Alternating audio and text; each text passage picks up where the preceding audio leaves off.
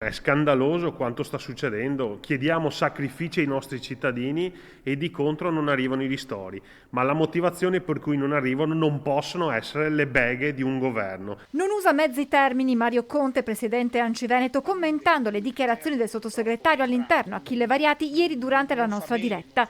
L'ex sindaco di Vicenza aveva ammesso come la crisi di governo stia rallentando i lavori, compresa l'approvazione di un nuovo decreto che preveda un ulteriore scostamento di bilancio che metta a disposizione delle attività soldi contanti. Noi sindaci riceviamo quotidianamente imprenditori, ristoratori, partite IVA in lacrime che stanno rischiando di buttare via una vita di sacrifici.